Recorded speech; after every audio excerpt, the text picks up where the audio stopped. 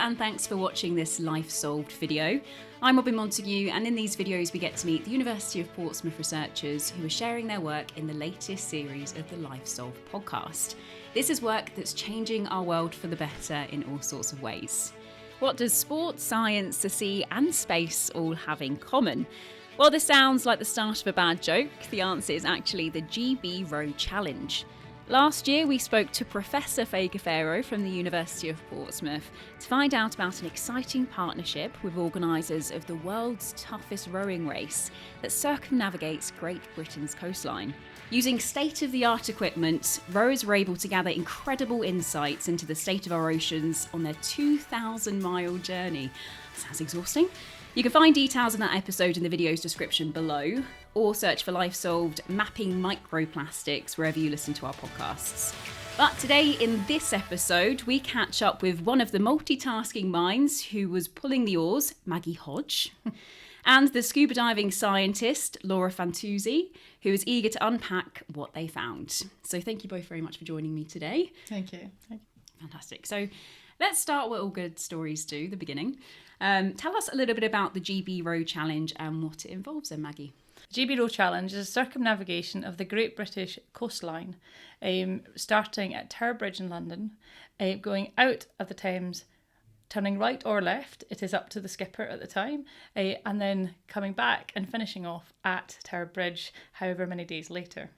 And it is usually taking place in June, when it is hoped the weather would be favourable. Yeah, that's not really the case now, is it? It wasn't the case this year. And how long has this challenge been going on for? So there's been a few other years where it have happened, both with the GB Row Challenge doing it from Tower Bridge and other people who have done it independently around the coastline. The last year it did happen, but it was a bit unsuccessful in the fact that the weather in the Irish Sea was horrible, and meant all three of the boats ended up getting rescued by the Coast Guard.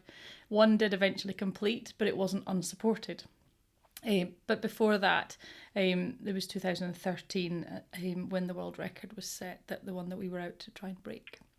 That's incredible. And I love paddleboarding, and a 3-hour paddleboard around the River Arun to me is an achievement and enough. So 2,000 miles seems like a lot. Why is it something that people like to get involved with? What's the ambition for it? So everybody had their own motivation for doing it. And the 6 of us on the crew all had something different we wanted to prove either to ourselves or to people around about us. For me personally, it was about a challenge to prove that I could do something a little bit extraordinary. I'm coming up to a fairly significant big birthday. We won't mention what that is. And I've always done lots of sports, particularly rugby, and I recently took up rowing a few years ago, and then when the opportunity came up to maybe join the team, I thought, well, why not? I'm strong enough, I think, and I think I'm mentally tough enough. But you break it down into every 2 hours, every 2-hour blocks of what you're rowing, and then you move on from there. So while 2,000 miles does sound like a long way, it's less of a long way when you only think about it into 2 to 4 hour chunks. And you mentioned the weather last year wasn't really on your side. So how did the race go? So day one was fabulous. We left Tower Bridge and we got out of the mouth of the Thames, and there was a weather window. We were hoping to try and get round the coast of Kent before it kind of closed in. But the unpredictability of the weather, it came slightly earlier. So we ended up having to take shelter around by the Isle of Sheppey for 4 days. Now we're still completely unsupported. We were on our own anchor, and we just had to wait out the weather. So after we eventually got on the way again, when the very strong winds died down and we could move again, we did great down the south coast and up the west coast mostly.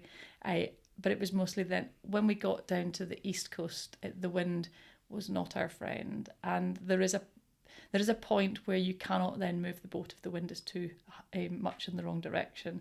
And we had to anchor and wait at different points and wait for the tide to turn as well, to use the tide against the wind as well to sort of keep rowing. that must have been so frustrating. You say Team Ithaca was your team. Yeah. How many of you were on Team Ithaca?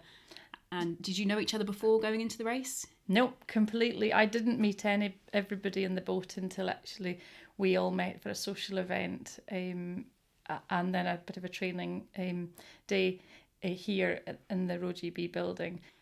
And I imagine it's one of those team building opportunities because you're crammed into a fairly small rowing boat. I have seen it. It's large, but it's still quite a small space to be spending that amount of time with people that you haven't met before. Are you really close now? I take it the best of friends.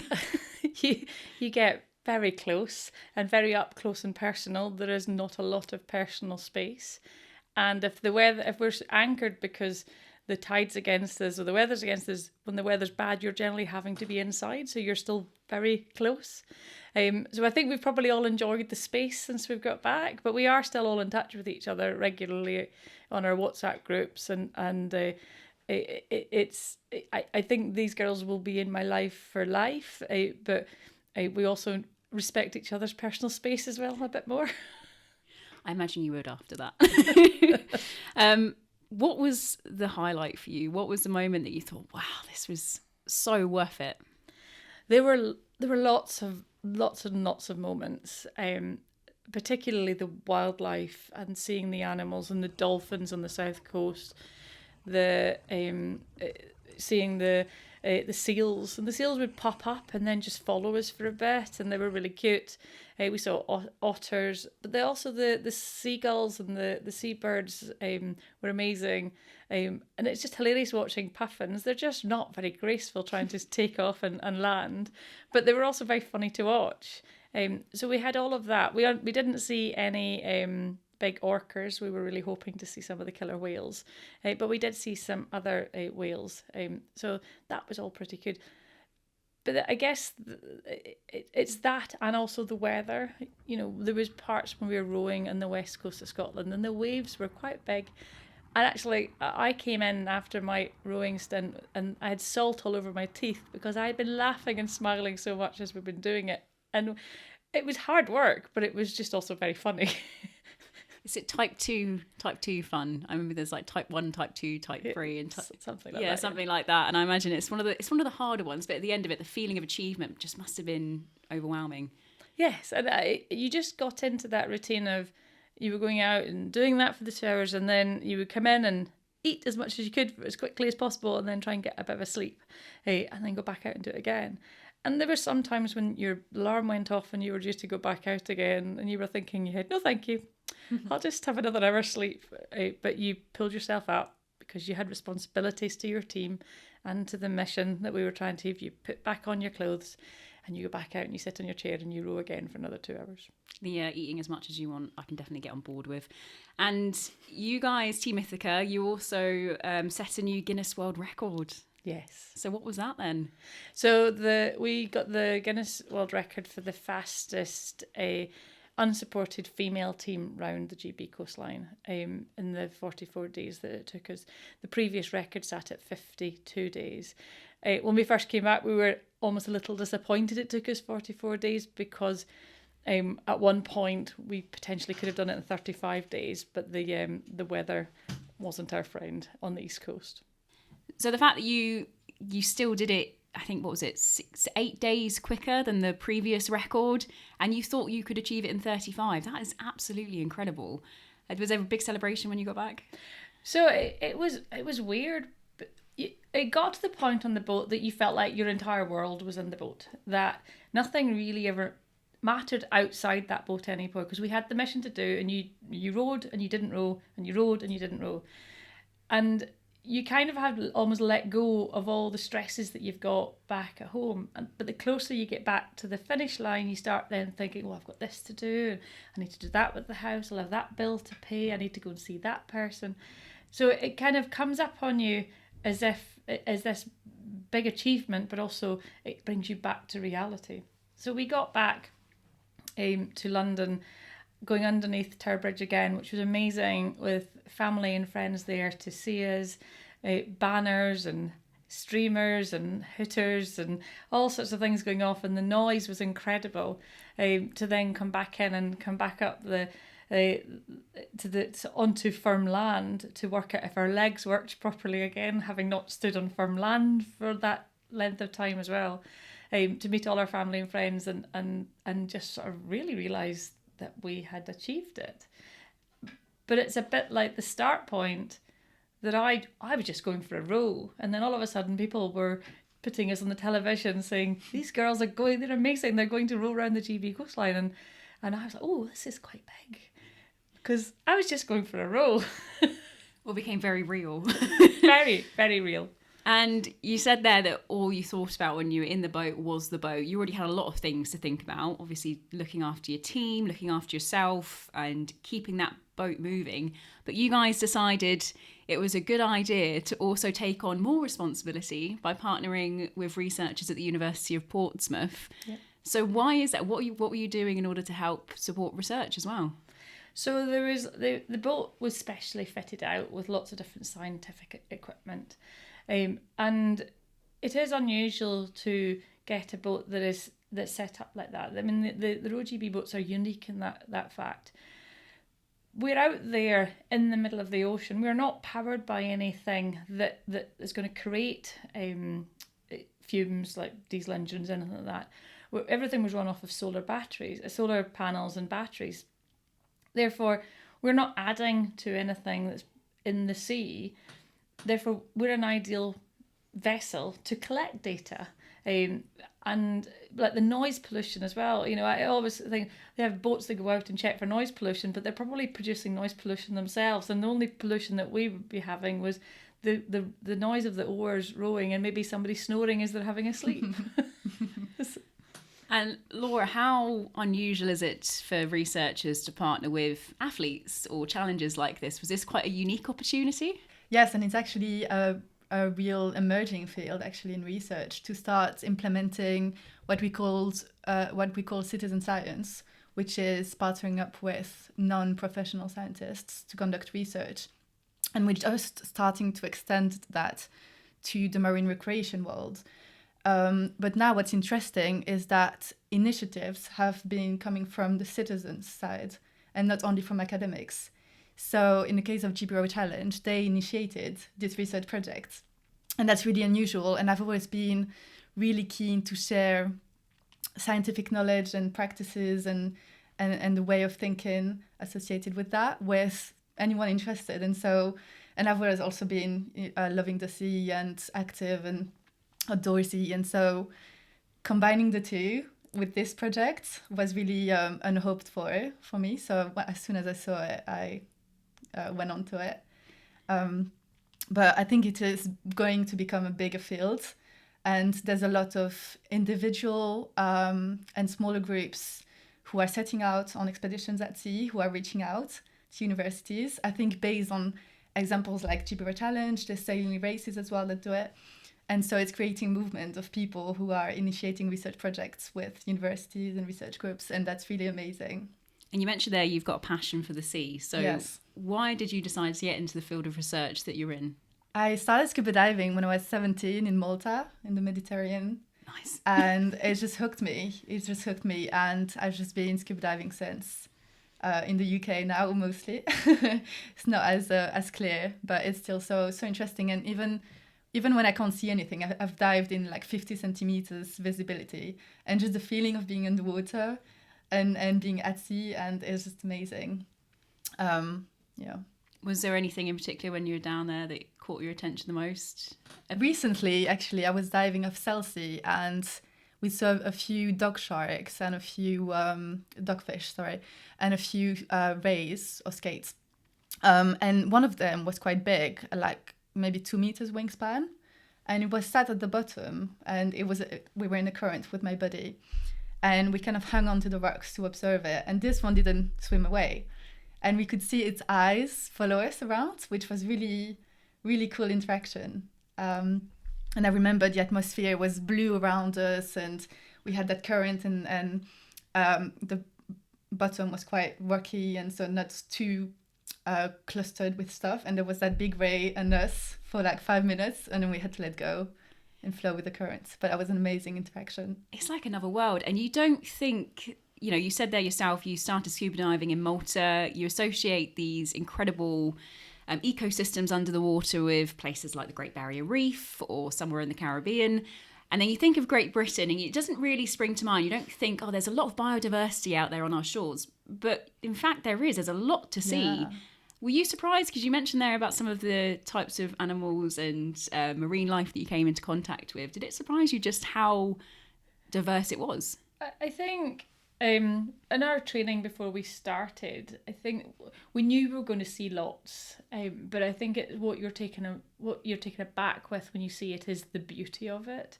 So you can be really complacent about, oh look, there's a dolphin. You see it if you go on holiday. But actually seeing a pod of dolphins come around and playing with the boat almost in the wake of the boat and coming up and like looking up at you, coming up and looking and going underneath the boat to have a good look at you, there's something quite special in that. But also the interaction we had with the seagulls, we laughed and used to call the ones particularly in the south coast bob, because they kind of bobbed past us. But they would fly past us. You get the odd one that would fly past us and then be about half a mile in front. And then they would just sit there and they'd watch us and we'd go past them and they'd watch us. And then you'd watch the same seagull fly past us again, land in the water and just wait for us to pass us again. And that, I mean, entertained us when you'd be talking about, oh, what's Bob up to now? But then how the other types of seagulls, because there's lots of different types of seagulls all the way, seabirds are all the way around the country, and how they interact differently with us. I think one of the girls got a little bit dive bombed by a seagull in the north of Scotland. Really? Whereas Bob down south never did that. I can't remember what he was called. But and then the puffins and seeing the puffins. And I didn't realise that puffins, you could find puffins in the UK all the way down nearly to Flamborough Head. I just assumed puffins must be off the west coast of Scotland because people talk about St Kilda puffins. Mm-hmm. But there were loads of them, but you have to open your eyes and have the time, and that's what the RoGB we're not travelling incredibly quickly most of the time, so you have time to watch and just see what's happening, and that was very special. Absorb what's around you. Yeah. Oh, that sounds absolutely wonderful. And you mentioned about the rowing boat that you were travelling in being fitted with specialist equipment to help facilitate the research that you were doing or gathering of data. What exactly was it fitted with? So what were you looking for with that? So we have a mixed bag of parameters that we're looking at, which is another exciting part of the project. We're looking at microplastics, we're looking at environmental DNA, underwater sound, temperature and salinity. So we have 5 parameters, and that was determined based on what is novel in terms of scientific data, what is relevant, what we don't have, what would be useful to have, what instrument is possible to make to fit those parameters, and then what fits on the boat and fits the power requirements, space and weight requirements on the boat. So we also needed something that would be usable by non-specialists and easily fixable at sea. So a huge mix of requirements that in the end ended up leading to that research package. And you mentioned microplastics. We spoke to Faye at length Yes. about microplastics and why it's important to assess how many are getting into our water off not just the coast here in Britain, but in our oceans and further afield. What have you found with regards to that? Were you surprised by the initial data? So we didn't have any coherent data set for the entire coastline. And the investigation of microplastics in the sea is quite an emerging field as well. So we don't know, for example, how different a location can be compared to another in terms of how much microplastics there is. We don't know how those loads of microplastics change over time. And so what we found is that actually with all these locations, there's quite a huge range. In some locations, the samples return no plastic. And then in others, like the Thames, it returns the highest rate, which is like from 0 to 100 pieces in a cubic meter of water. So from 0 to 100. Like it is quite a huge diversity. And then from this year, it's still, the sample analysis is still ongoing. So it's almost like it was a baseline. So the first race that you guys took part in, it was gathering data for a baseline. Exactly. And then every year you can continue to gather that data and continue to build on insights and see how it's being affected. How did you and the team actually gather the data then? Walk us through that process. Was there anything particularly tricky to do, or was it all fairly straightforward? So the majority of the data collection devices were in the other end of the boat from where I was, which was nice. But obviously we saw them every day. The ladies that were doing it that end, and a lot of it wasn't necessarily difficult. It was fiddly. And particularly the microplastics, you had to get into a little small capsule area, which only had an entrance about 15 centimetres wide, and you had to very carefully, with tweezers, take the old one, unscrew it, take the old one out, put the new one in, but you had to switch off the pump and make sure the pump was off for so many minutes or hours beforehand, otherwise the pressure would be too tight. And of course you didn't want to pollute it with your own fingers as well, because you could have stuff in your hands. So that was fiddly enough when you're doing it and you're practicing it in here in the GB Row Challenge building, or on the boat as you're side by the dock and you're tied onto something. Try doing that in a storm. Not an easy challenge. But I suppose was it quite interesting to get a bit of an insight into how researchers gather their data and all of the different things you have to take into account when you are getting samples? We were all very clear that we needed to do the best that we could for it. And data and research is only ever as good as the samples and the input that you can get. So that was important to make sure that we provided the university with the best quality data, because we're all living in this environment. We all want to continue using the sea. It's our coastline, it's our sea, our waters, and we want it to be clean for the next generation, the generations afterwards, so they can do it. So that was, while there was lots of things going on, and we were also doing it for a charity, plus the rowing itself and the world record, it was equal as important to make sure that the data came back as clean as possible. And in my introduction, I did mention space, and there is a reason for that, because you also worked with researchers from the Institute of Cosmology and Gravitation at the University of Portsmouth. How did they get involved, and what part did they play? These guys look for sound in space, and we're looking for sound in the water. So actually the processing of the acoustic data can really benefit from their experience. And so, for example, we got last year's data, the acoustics data was analysed by someone from the ICG. And so because they have such knowledge of the processing steps, actually it's reflected back into the underwater acoustics. And what sort of things did you hear then? What were some of the sounds that you managed to gather?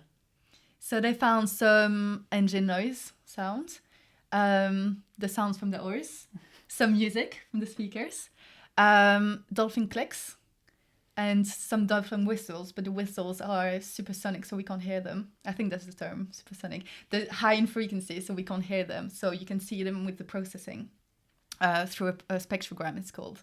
And they found some strange beeps at a certain frequency, like 3 in a row, which we think is like either some naval radar or something, or some fish tag, which is a small acoustic tag that is fitted onto fish species and cetacean species to locate them and map their movements. So that's encrypted, so we don't know what it's from, basically. So we just suspect, and perhaps further collaboration with those companies that fit those tags is inside, and so we can determine what they are.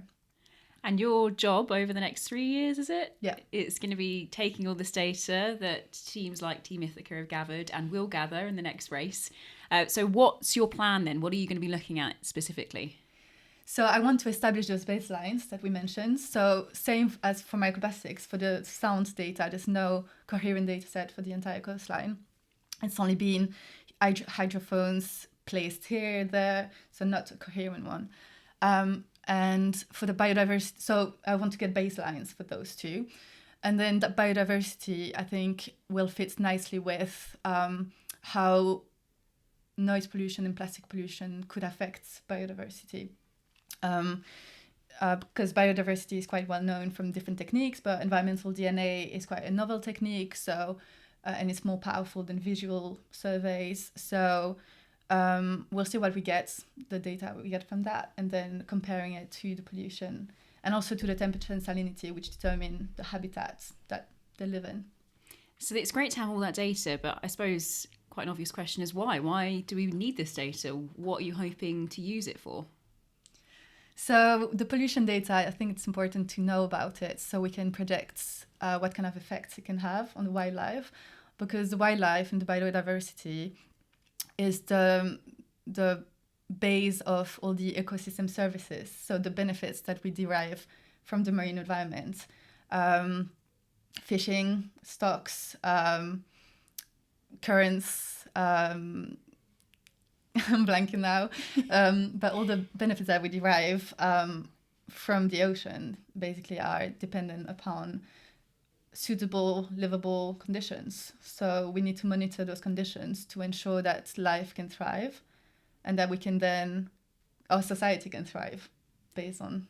And I suppose to do that, you need to take this data to the decision makers, the policy makers, and show them what impacts are having and what needs to be done to address them. Yeah, exactly. And you've kind of gone one step further, Laura, haven't you, than a normal scientist would necessarily do. Obviously, you know, Maggie, you've had a chance to dip your toes in the research side of things, but Laura, you've actually now signed up to take part in GB Row, is that right? Yeah. Yes. So I was invited to a practice row from a team that was going to do it in 2024. And I joined because I've done some rowing before and I love being at sea, and why not? It was a sunny weekend, so all the positives.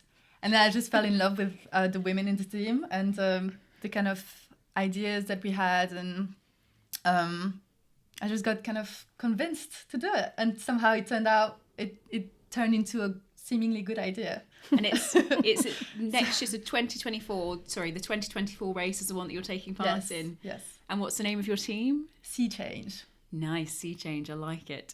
And what are you hoping to, I take it obviously it's not just for insight, it's also a personal challenge for you too. Yeah, so as I said, when this PhD came up, I was really enthusiastic about it because I love being outside and expeditions and adventure and exploration, and I love the science. So actually it kind of makes sense that I take part. But like Maggie said, everybody has a different goal. Mine, I think what excites me most is like the discovery, like when else will I have a chance to go around Great Britain and see all this coastline and all this wildlife. And I know from diving that I love interacting with wildlife. And so when you described interaction with the seagulls, I just love it. I love it. So the exploration side, and I also want to promote the slow and local travel and adventure, because you don't need to go at the other end of the world to have an adventure. And I think what a lot of people look for and I'm missing right now is the kind of presence and the feeling that you're part of something, and you can have that when you take the time to immerse yourself in nature, and that's all you can do on the boats. It's just you're just part of the sea in the boat, like Maggie said. You have to go with the rhythm. Yeah, and you don't have a choice, and so I think that's really good for the soul, and I want to promote that and make it look cool, and so encourage more people to take on rowing maybe from a different angle. You're making me think about it. I just know that before I sign up to anything, I'm definitely going to have to work on my arm strength. Have you got any advice at all, Maggie, going into it?